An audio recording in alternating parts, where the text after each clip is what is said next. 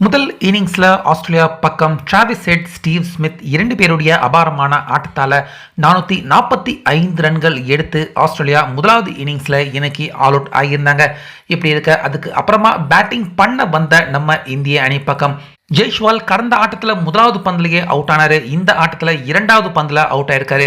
அதுக்கு அப்புறமா வந்த சுப்மன் கில் வெறும் ஒரே ஒரு ரன். அடுத்ததா வந்த விராட் கோலி அவரும் 3 ரன்னுக்கே அவுட் ஆயிட்டாரு. ரிஷப் பண்ட் ஒரு 9.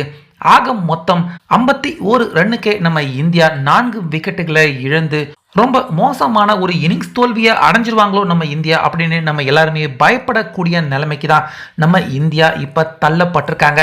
இப்படி இருக்க டெஸ்ட் ஆட்டங்களை பொறுத்த வரைக்கும் கடந்த 13 வருஷமா நம்ம இந்தியா காப்பாற்றி வச்சுக்கிட்டு இருந்த அந்த மானம் மரியாதை அது எல்லாமே இப்போ அப்படியே கப்பல் ஏறுகிற மாதிரி இந்த ஆட்டத்தில் நம்ம இந்தியாவுக்கு எதிராக ஆஸ்திரேலியா கடந்த 13 வருஷமா நம்ம இந்தியா காப்பாற்றி வச்சுக்கிட்டு இருந்த அந்த மானத்தை மொத்தமாக இன்னைக்கு இந்த 3வது டெஸ்ட் மேட்ச் ஆட்டத்தில் நம்ம இந்தியாவுக்கு எதிராக ஆஸ்திரேலியா அவங்க நிகழ்த்த இருக்காங்க.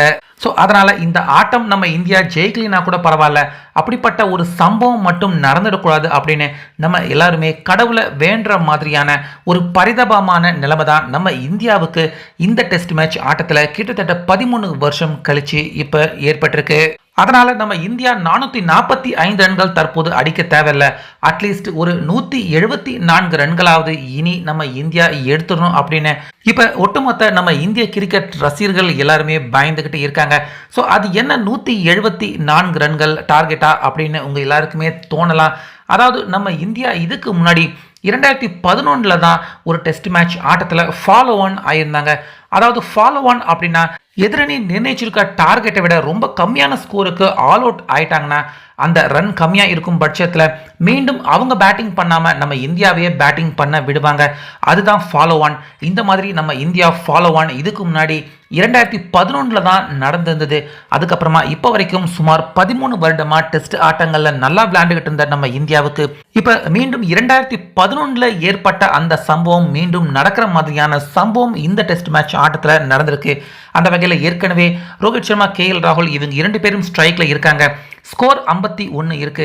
இன்னும் 174 ரன்கள், அதாவது 225 ரன் டோட்டலாக நம்ம இந்தியா ஸ்கோர் எடுத்துட்டாங்க அப்படின்னா அடுத்து நம்ம இந்தியா பேட்டிங் பண்ண தேவையில்ல, ஆல் அவுட் ஆயிட்டா ஆஸ்திரேலியா அவங்களே பேட்டிங் பண்ணுவாங்க.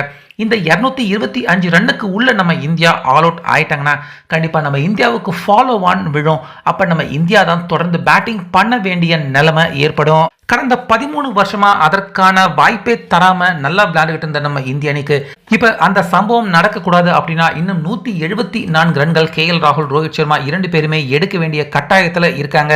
இதனால நாளைக்கு டே 4ல நம்ம இந்தியா ஆல் அவுட் ஆகிடக்கூடாது அப்படிங்கிற ஒரு பதட்டம் ஒரு பக்கம் இருந்தாலும் இந்த 174 ரன்களையாவது இன்னும் அட்லீஸ்ட் கடந்துட்டாங்கன்னா நம்ம இந்தியா ஃபாலோ ஆன் ஆகாம தவிர்க்கப்படுவாங்க. 13 வருஷம் கழிச்சு இந்த சம்பவம் மீண்டும் நடக்காம இருக்கணும் அப்படின்னு தான் ஒட்டுமொத்த நம்ம இந்திய கிரிக்கெட் ரசிகர்கள் எல்லாருமே நாளைக்கு டே 4 என்ன நடக்க போகுது அப்படின்னு பயத்துடன் எதிர்கொள்ள இருக்காங்க. ஸோ என்னதான் நடக்க போகுது அப்படிங்கிறத நாளைக்கு பொறுத்து இருந்து பார்க்கலாம்.